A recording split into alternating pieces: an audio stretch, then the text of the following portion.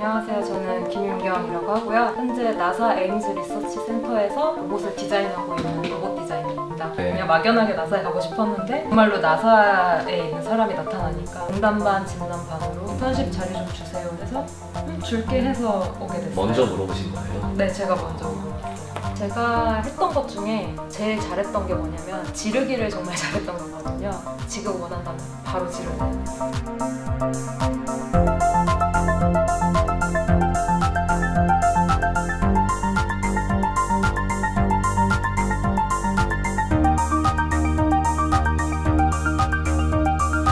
네, 안녕하세요. K그룹의 이혜성입니다. 두 번째 세션으로 나사에 계신 김윤경님의 경험담을 들어보도록 하겠습니다. 네, 안녕하세요. 안녕하세요. 네, 김윤경님 소개 부탁드립니다. 네, 안녕하세요. 저는 김윤경이라고 하고요. 현재 나사 에임즈 리서치 센터에서 로봇을 디자인하고 있는 로봇 디자이너입니다. 네, 그 나사가 이제 모두가 이렇게 알고 있는 기관이지만 나사가 정확히 어떤 미션을 가지고 있고 거기서는 어떤 역할을 이제 하고 계신지 좀 구체적으로 얘기해 주세요. 네. 예. 나사는 모두 알다시피 뭐 우주나 로봇 이제 이런 쪽으로 많이 미션을 진행하고 있는데요. 네. 저희 팀 같은 경우는 이제 우주 정거장 안에 들어가는 이제 로봇을 디자인하는 그런 역할을 하고 있습니다. 네, 알겠습니다. 그럼 나사에 들어오시기 전에 이제 김윤경님의 커리어 여정을 좀 얘기해 줄 수 있을까요? 저는 한국에서 학석 박사까지 전부 다 했었고, 그리고 한국에서 또 대기업 생활을 좀 하다가 이제 실리콘밸리로 나사로 나오게 된 케이스입니다. 네, 한국에서는 그러면 어디서 대기업 생활을 하시고 어떤 일을 하셨죠? 한국에서는 네. 뭐 보통 아는 그 모 전자회사에서 이제 일을 했었고요. 네, 거기서 한 3년 정도 일을 했었는데 그 당시에는 이제 핸드폰 쪽에 이제 유저 익스피리언스라고 하는 UX를 디자인하는 업무를 담당을 했었습니다. 네, 알겠습니다.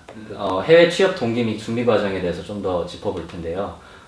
윤경님께서는 언제 미국으로 처음 오시게 된 거죠? 저는 처음 미국에 왔던 거는 이제 인턴십을 하려고 대학원 박사과정 중에 이제 똑같이 지금 현재 나사로 똑같이 인턴십을 나왔었고요. 네. 그때가 제가 처음으로 여행으로도 한 번도 안 가본 영어권 국가에 가본 그러세요? 경험이었어요. 네.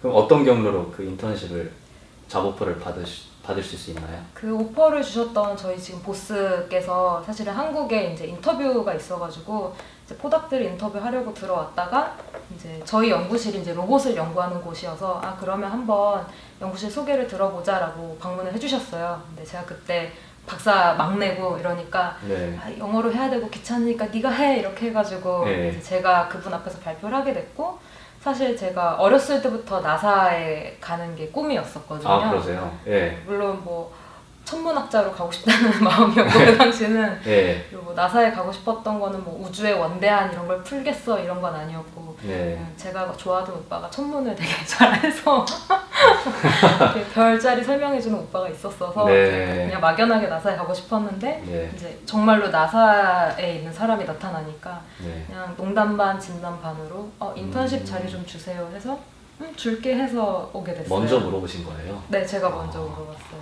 그렇군요.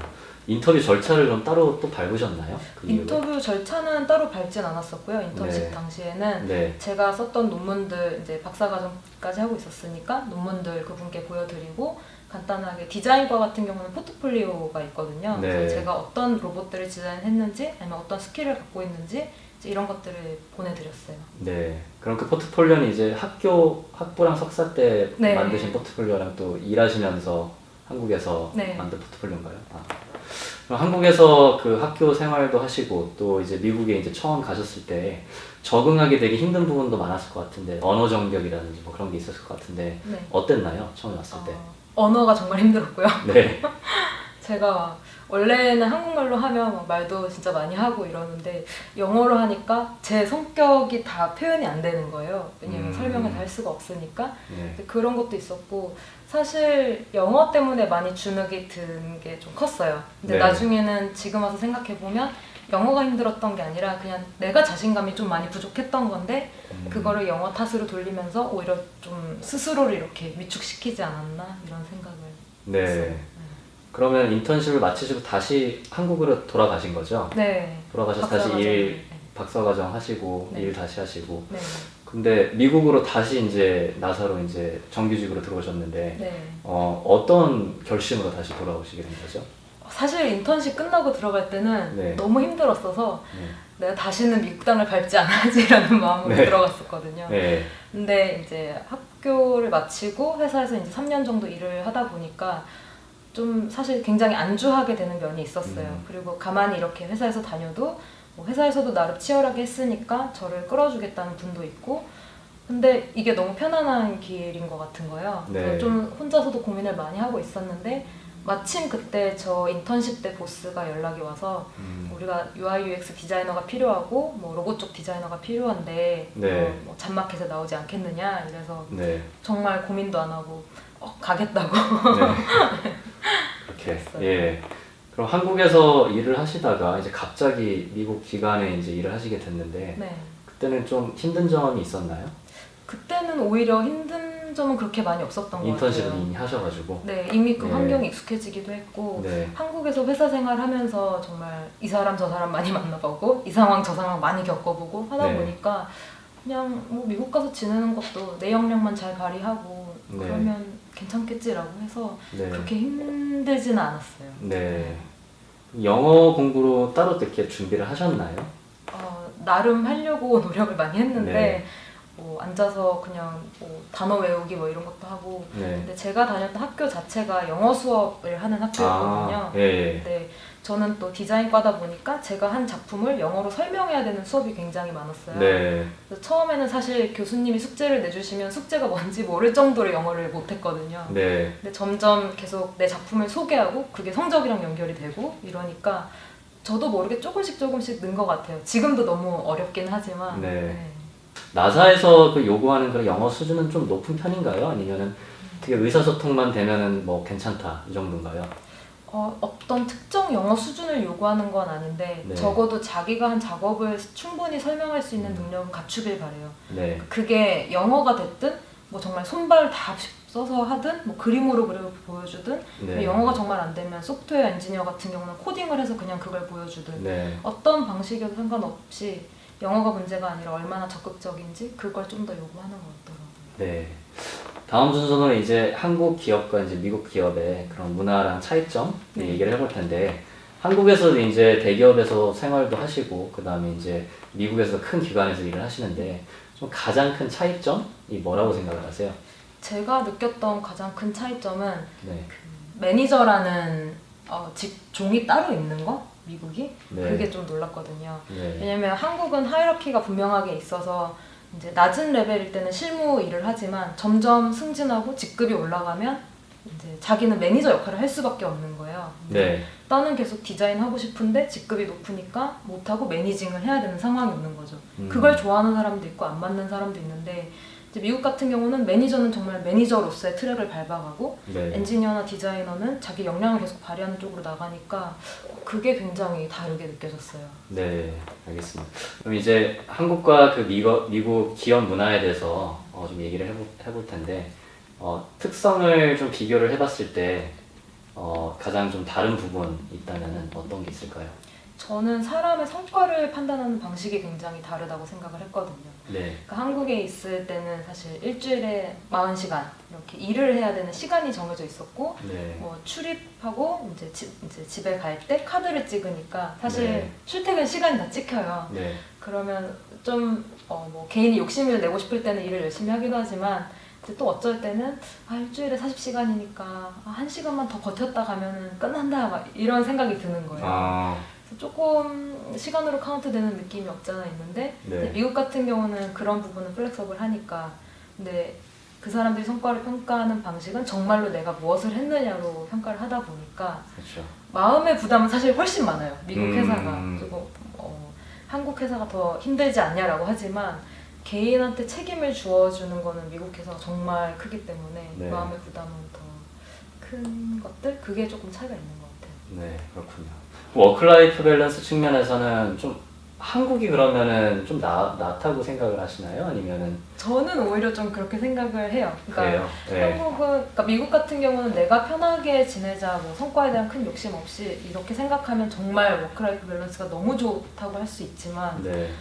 사실 한국 회사는 보안 때문에 제가 다녔던 회사 같은 경우는 회사 안에서만 일을 할 수 있었거든요. 네. 그러니까 오히려 어떻게 반대로 생각하면 집에 가면 회사 일은 아무것도 안 해도 되는 거예요. 네. 근데 미국 회사는 집에 가서도 일을 할 수가 있잖아요. 네. 그리고 본인이 조금 욕심이 나면 사실 하루 종일 회사 생각만 해도 되는 거예요. 일 생각만 하고.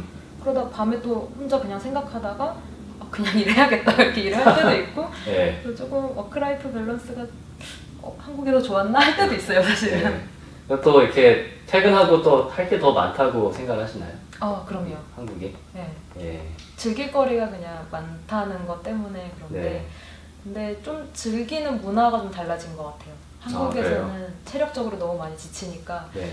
집에 누워서 TV 봐야지, 영화 봐야지 뭐 이런 여가를 많이 했는데 이제 미국에서는 밖에 나가서 운동해야지, 테니스 쳐야지 이제 조금 더 액티브한 활동을 더 많이 하는 것 같아요. 네. 그러니까 웰빙 활동. 네, 건강해지려고. 그 샌프란시스코 하면 또 기후가 좋은 데로 알려져 있는데 여가 시간으로 주로 뭐 하세요? 저는 구기 운동을 좋아해서 네. 테니스 치고 골프 치고 네, 이런 것들 많이 하고요. 네. 또 아파트마다 수영장이 있으니까 뭐 수영도 하고 네. 그러고 있어요. 네, 알겠습니다. 이제 인터뷰가 거의 끝으로 다가왔는데요. 윤경님께서 현재 위치까지 오게 할 수 있었던 그런 비결은 뭐라고 생각을 하세요? 저는 사실 제가 디자인과를 갈 때만 해도 너 그러다 분명히 과 바꾼다고 전과한다고 그 얘기를 친구들도 많이 하고 친구 어머니들도 많이 했었어요. 네. 왜냐면 저는 수학 쪽을 되게 좋아했었기 때문에 네. 저는 수학과를 갈 줄 알았거든요. 네. 근데 좀 현실적인 걸 하고 싶어서 디자인과로 왔는데 결국은 끝까지 디자인을 쥐고 있는 사람은 저였고 결국은 또 제가 재미있게 하고 있고 네. 그래서 지금 당장 흥할 것 같지 않더라도 주변 사람들이 그건 너랑 좀 안 맞는 것 같은데 그거 하면 나중에 힘들어져 이렇게 말을 해도 좀 진득하게 하는 게 필요한 것 같아요. 네. 그럼 로봇 쪽에 그렇게 관심을 가지게 된 계기도 그때 디자인 공부하시면서 가지게 됐나요? 아니면 나중에 이렇게 나사에 들어오시면서 약간 그렇게 관심을 가지게 된 건가요? 디자인 쪽을 공부하면서 네. 실제 일상의 제품들을 사람들이 어떻게 쓰는지를 굉장히 많이 관찰을 했었거든요. 네. 근데 그러다가 이제 저희 교수님 밑에서 이제 학부 과정 때 지도를 받으면서 교수님께서 로봇을 사람들이 쓰는 행태에 대해서 이제 연구를 한번 시키셨어요. 네. 근데 사람이 제품을 대하는 방식이랑 로봇을 대하는 방식이 너무 다른 거예요. 그래서 그때부터 좀 흥미를 많이 가지게 됐고 네. 이제 로봇이 굉장히 기계적이고 전자적인 것 같지만 사실은 사람이 굉장히 본인의 심리를 많이 투영하는 대상이기도 해서 그렇죠. 심리학 공부도 필요하고 사람의 마음을 읽어야 되니까 뭐 그런 마케팅 공부도 필요하고 좀 네. 다양한 학문이 필요하더라고요. 네. 그래서 그때부터 흥미를 가졌어요. 알겠습니다. 앞으로 김윤경님 계획이 어떻게 되세요?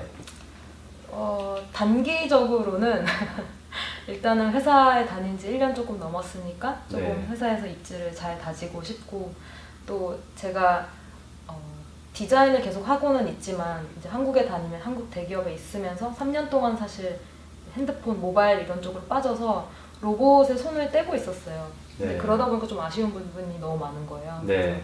좀 더 그런 휴먼 로봇 인터랙션이라는 분야에서 거기서도 좀 입지를 다지고 싶은 마음이 단기적으로는 있어요. 네. 그리고 조금 중장기적으로는 여성으로서 하는 고민이긴 하지만 내 커리어가 언제 끊길지 모른다는 막연한 불안감이 굉장히 크거든요. 네. 그래서 지금은 그 커리어 단절의 상황을 어떻게 잘 뛰어넘을 수 있을지에 대해서 네. 계획은 사실 없는데 네. 계획을 세워야지라고 항상 이렇게 생각을 하고 있어요. 네. 알겠습니다.